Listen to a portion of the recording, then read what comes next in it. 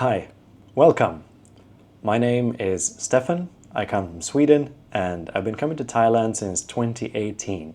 I now live in Bangkok, Thailand, and there are a few realities that I've learned over the years, kind of trade-offs, challenges that you will face as a foreigner living here that I want to talk about today. Yeah, so if you want to know if you would enjoy coming here to live in Thailand, then just hear me out. And then also answer the question, will I stay in Thailand knowing all these challenges and realities? Well, stick around until the end and I will answer that question for you. But let's begin with the first reality. So the first reality is getting a long-term visa is actually quite challenging in this country. And they are really protective about who they let into the country and who they let live here long term. So as a result, you're going to have to jump through hoops, bureaucracy here and there, and you're going to have to do 90-day reporting constantly. So even if you have a long-term visa and you manage to find one that kind of fits you very well, then you're going to have to do that reporting constantly. And you're going to have to go to the immigration office and you're going to have to present your case, provide evidence of your savings in a bank account, sometimes a foreign one, and sometimes you have to have a Thai one.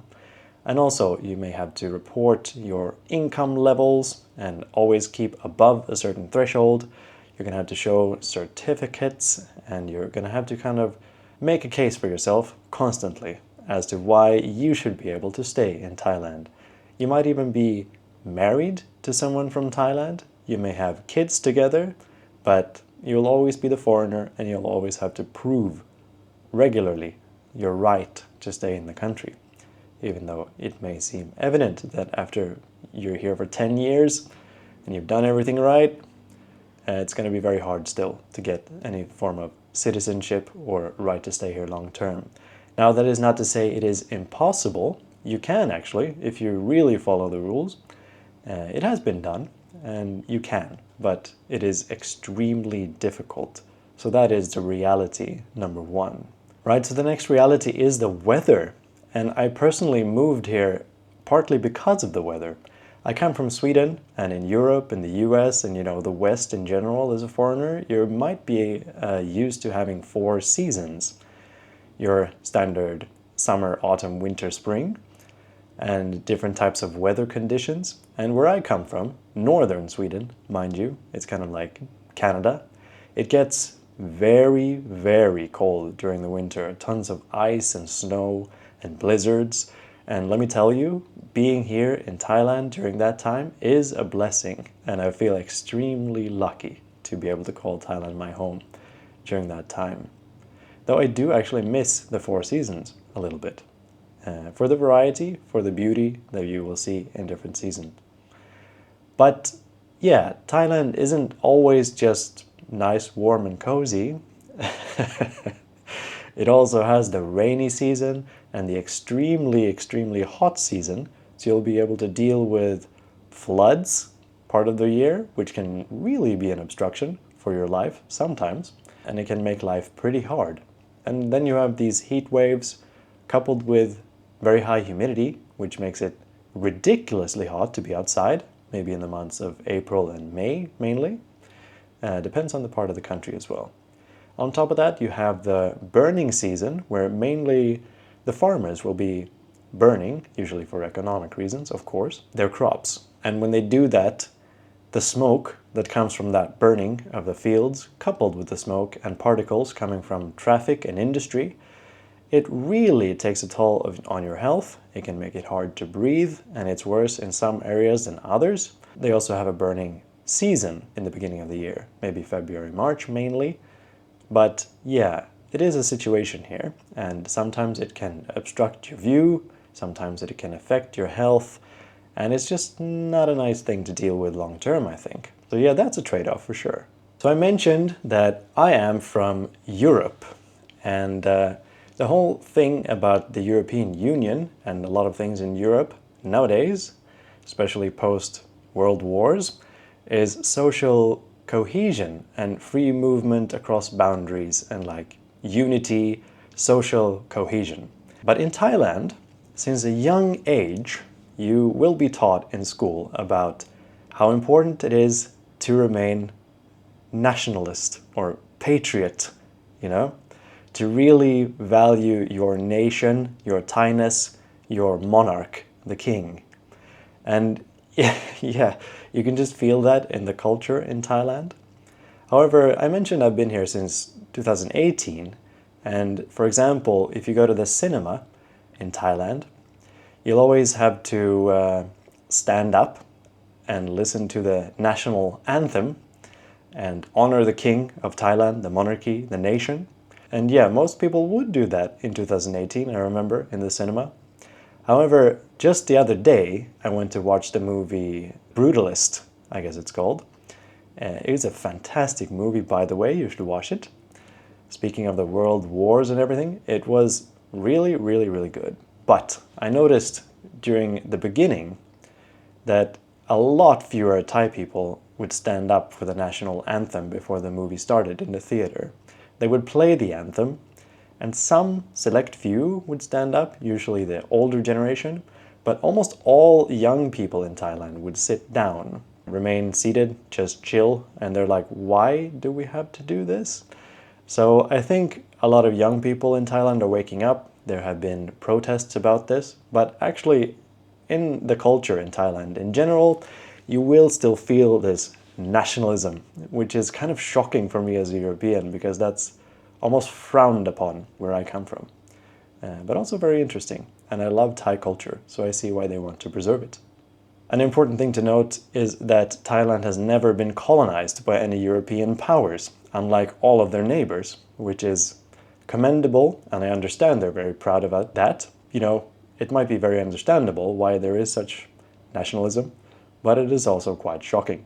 So somewhat connected to all of this, another reality is dual pricing. So if you travel around Thailand, and I was recently in Ayutthaya with my cousin, and we would pay a ticket price which was not super high, of course, as a foreigner, but it was 5 times higher than that of the Thai price, and that is quite common.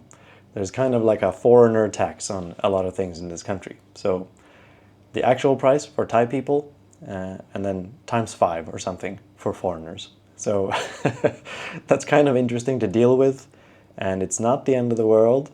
Usually the foreigner wallet can withstand that type of stuff. It's just the principle kind of feels a little bit weird, like you're getting a bit excluded. So yeah, no matter how long you live in Thailand, you will always be treated and seen as the foreigner. Like the example before, maybe you're married, you have kids, you've been living here for 10 years, you are still the Phalang. You are not Thai, you are not part of the society. Maybe it helps a little bit if you speak the language fluently or very well.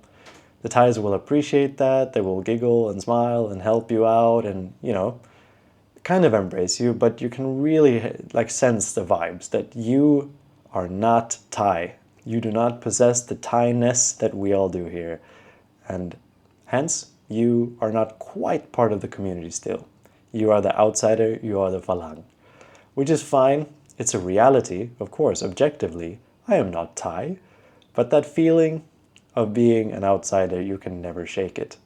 An interesting thing, like in Asia in general, is the culture of saving face. Which is, you know, if you do something wrong, if you say something that is factually incorrect or whatever, you cannot correct that person because then you're kind of destroying the reputation or whatever. Or you can never criticize your manager or, you know, saving face.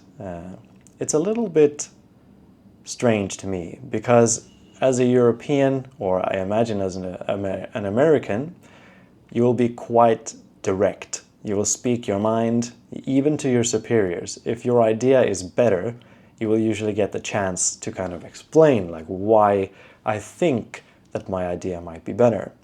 And then I wouldn't mind if my idea gets dismissed, but if you listen to me, then I feel heard and included, and it feels good, right? And we're allowed to be direct in society in Europe, America, etc.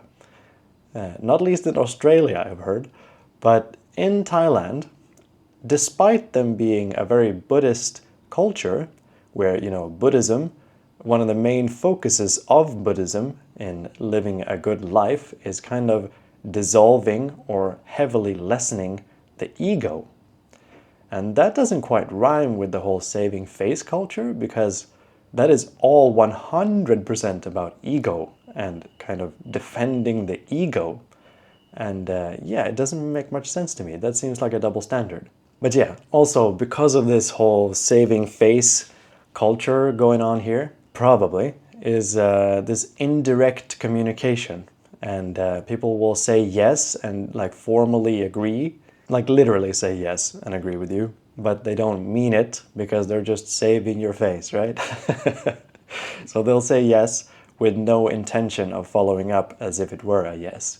So they say yes and it means no. And after you've lived here for a while, you'll kind of start to pick up on this.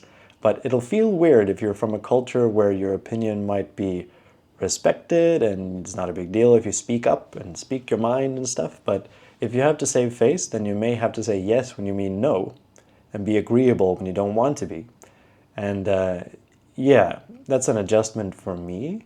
But also in the interaction with Thai people in Thai culture, it can be a bit difficult for a foreigner to kind of gauge, was that yes that you just said actually a yes, or was it a saving face yes, or what was it? Do we have any agreement here or do we not? That's kind of difficult to know sometimes. So be aware of that reality as well. Now here in Thailand, there are quite a bit of road accidents. Just statistically, if you look at it, it's kind of bad by worldwide standards. And yeah, there are just a lot of accidents going on the roads here. And safety is not a big concern. So, if you go out driving in traffic, you'll regularly see people breaking the rules and making quite crazy decisions in traffic with very high risk. And if you ride maybe a grab bike or something, it's fun. It's like a roller coaster, going through the streets of Bangkok quickly, going between the cars, and yeah, it feels pretty good. You feel alive, but it is quite dangerous. Actually, people are regularly having accidents. And although the healthcare is good in this nation, I don't think that justifies the way people drive sometimes in traffic here. Yeah, where I come from, Sweden, traffic rules are very strict, and it's actually quite difficult to get a driver's license at all.